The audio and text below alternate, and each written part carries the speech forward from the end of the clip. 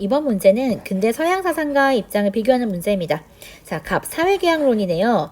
사회계약은 시민들 사이에 평등을 수립함으로써 그들을 동일한 계약 조건 하에 놓이게 하며 동일한 권리를 향유하게 한다. 이 계약의 특성에 의해서 일반 의지에 정당한 모든 행위는 모든 시민에게 평등하게 의무와 권리를 부여한다. 개개인의 모든 의지 중에서 공동선을 향하는 이런 의지, 그래서 이런 일반 의지를 통해서 우리가 법을 만들게 되고 또 그 법을 따르게 됨으로써 결국은 자율적인 자유를 회복할 수 있는, 사회적 자유를 회복할 수 있는 걸 주장하는 루소의 이야기죠. 자, 을입니다.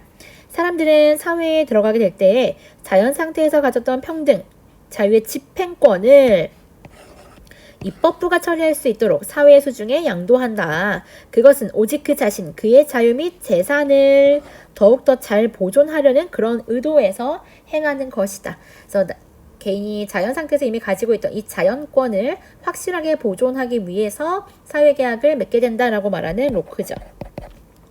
자, 그러면 루소, 주권은 일반 의지에 의해 성립하며 정부를 통해 대표된다. 자, 루소에게 주권이라고 하는 것은요, 대표도 되지 않고요, 분할도 되지 않고요, 그쵸? 그리고 양도도 되지 않는 것이죠. 그래서 정부는 그런 것을 대행할 뿐이지 대표될 수 없다라고 이야기를 합니다. 그래서 1번 틀렸고요. 2번. 일반 의지가 강요하는 복종은 시민의 자유와 양립할 수 있죠. 왜냐하면 결국 일반 의지는 개개인의 의지 중에서 공동선을 향하는 의지이기 때문입니다. 3번입니다. 로크. 국가의 기본이 된 최초의 실정법은 입법권을 확립하는 것이다.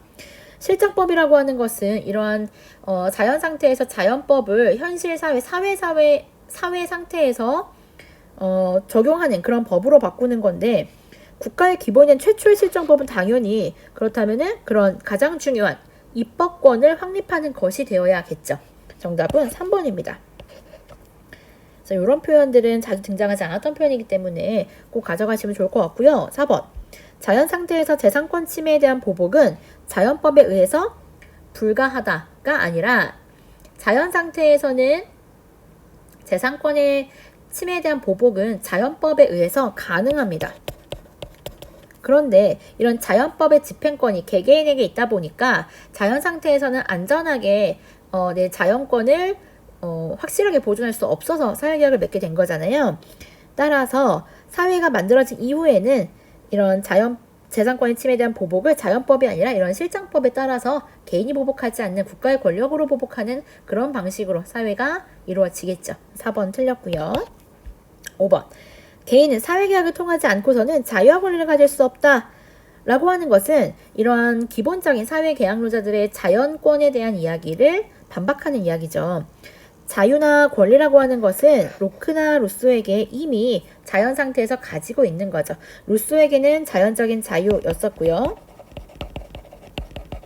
을은 자연권으로서의 생명과 자유, 재산의 권리를 이미 가지고 있죠. 그래서 5번은 둘 다 틀린 문장이 되겠네요. 정답은 3번입니다.